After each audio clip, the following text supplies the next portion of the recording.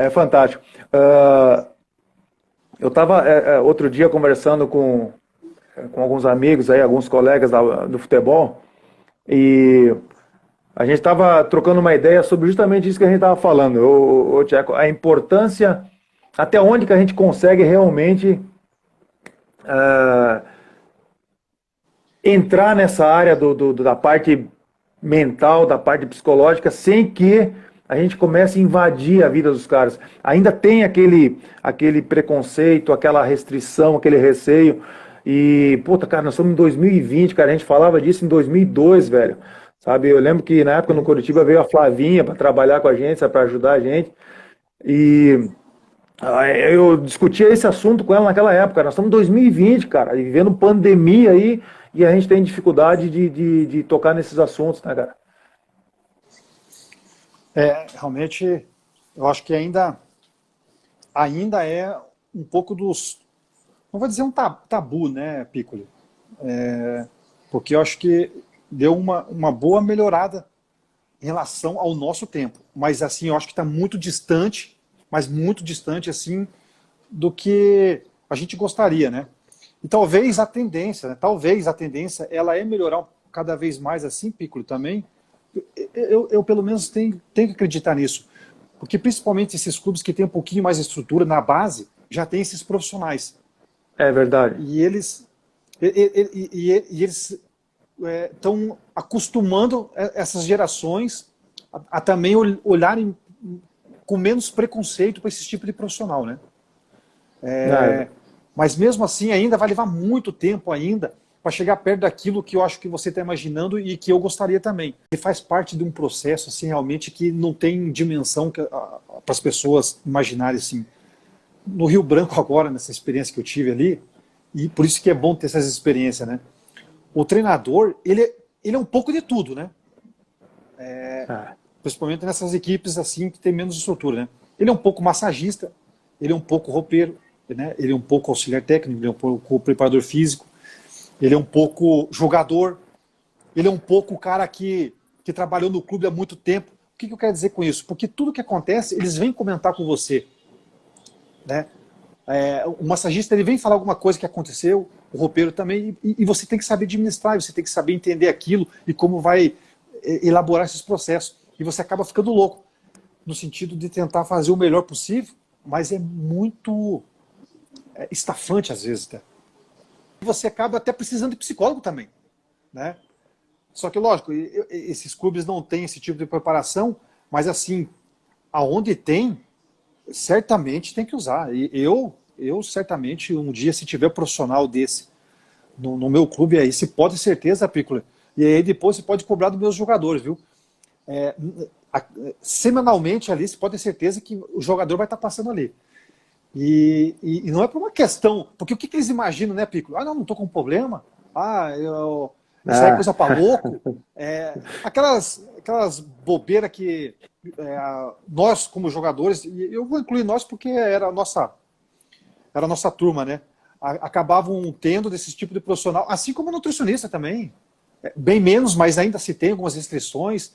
E agora tem outros profissionais importantes, né, como análise de desempenho e por aí vai, que eu acho que a gente tem que usar da melhor forma possível, mas assim, a parte psicológica do jogador ainda, eu acho que ela é muito mal trabalhada, muito mal elaborada, e eles são muito mal, eles individualmente são muito mal preparados para as ações ainda.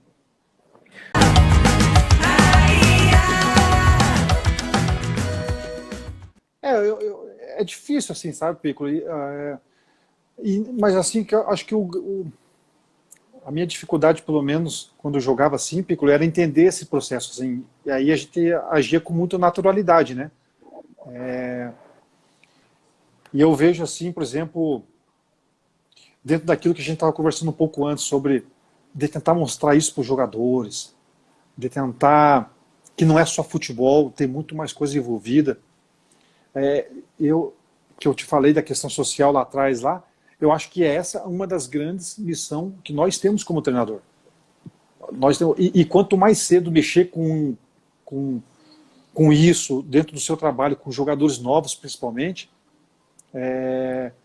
a gente vai conseguir mais êxito mais cedo ainda com todo esse aspecto, assim. Porque a pessoa pode se moldar baseado em cima de exemplos. Baseado em cima de exemplos, né?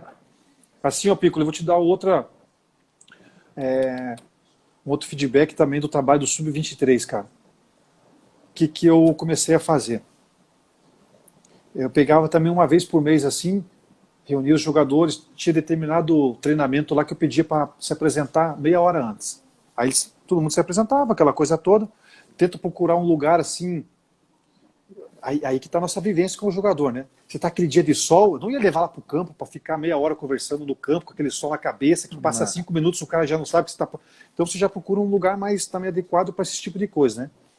E aí o que eu fiz? Olha só, cara, você tocou no assunto aí, me lembrei. Eu comecei a ter a ideia do jogador contar a sua história até ele chegar ali, né? Do jogador contar a sua história até chegar ali. Eu vou te contar 2 relatos bem rápido, né? Um deles teve um problema de saúde na infância, cara, que ele quase... eu não vou lembrar exatamente o que era, mas ele quase teve paralisia, assim, sabe? E aí, por uma questão do destino lá, segundo o que ele relatou para todos nós lá, ele conseguiu achar a cura, aquela coisa toda tal, e aí explicou os times que ele chegou, passou para chegar até onde nós estávamos no Curitiba e chorou no final. Cara, e para jogador se emocionar na nossa frente é uma coisa muito difícil, muito rara, assim, né? Porque ainda, né, Piccoli? Isso, o Vitor está me lembrando aqui que trabalhou com o Barreto. Obrigado, Vitor. Porque ainda se tem uma coisa que é muito debatida hoje em dia, sabe, Piccolo, na sociedade, que é o machismo. E o jogador, ele tem muito sobre essa questão. Ah, não vou chorar aqui na frente de ninguém porque, sou homem, não sei o que e tal. Cara, e ele chorou. Aquilo me chamou a atenção também, o choro dele, a história dele, aquela coisa toda, né? Esse foi um exemplo. E um outro foi um jogador que ninguém sabia do clube, o Piccolo. Eu falei, ô fulano, eu não vou... Eu falei, fulano, conta a sua história hoje para nós aí. Aí ele pegou e começou a relatar. Ele estava, acho que com 21 anos, o Piccolo. Que com 17 anos ele chegou para a seleção brasileira e ele era gato. E ele falou ali para nós na conversa ali, né? Perante todos os jogadores, tudo aquilo ali e tal. E aí foi quando eu falei para ele assim, mas por que você fez isso, cara?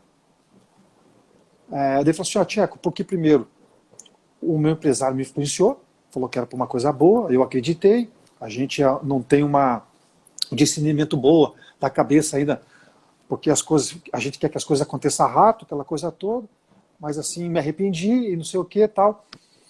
E aí, começou a relatar, também se emocionou também no final, né? Que estava arrependido daquilo, tudo. E naquele momento ele já estava tudo regularizado, assim, né? Isso que era o mais importante.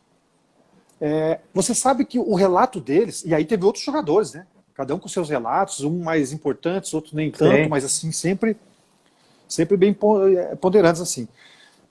E chegou um determinado momento do campeonato, isso era do Sub-23, o Piccolo, que eu usei o exemplo deles para isso. Que eu usei um determinado exemplo deles para comovê-los a determinado jogo, né?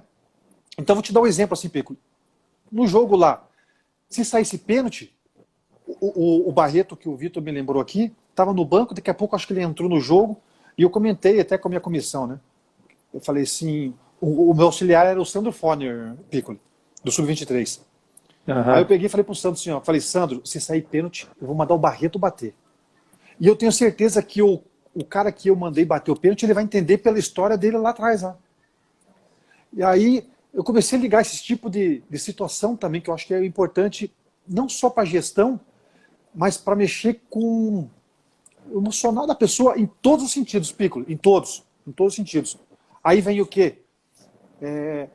Eu comecei a entender que os jogadores queriam ganhar dinheiro para isso, para aquilo, aí você começa a tentar orientar nesse sentido também, né? O Sadio Mané deu uma entrevista recentemente não, uns meses atrás aí, Piccolo, que um cara perguntou para ele assim, cara, por que você anda com um relógio com a pulseira arrebentada aí? Por que você não compra um Cartier? Ele falou assim, não, aonde eu moro lá, eles vão precisar muito mais desse dinheiro do que eu de um relógio novo. E esse relógio aqui para mim tá o suficiente, até arrebentar vou usar ele aqui. Daí ele explicou, e é mais ou menos em cima disso que eu relato as histórias dos caras sub-23. Caras, não precisa se comprar uma Ferrari hoje. Como é que eu vou falar? Um carro que você ainda não tem condição de ter só para mostrar o status. Para quê? Né? E você vai direcionando histórias, vai tentando orientar. E aí é o que a gente sempre fala, o Piccoli, é uma grande missão nossa, eu volto a falar nisso, né? É uma grande missão nossa. Quando a gente consegue mudar a cabeça de um jogador só dentro do elenco, ele comove muita gente, mas acima de tudo a gente conseguiu mudar a mensagem, a cabeça de uma pessoa para a sociedade, cara. Que eu acho que não é só futebol. Aí vem aquelas conversas nossas.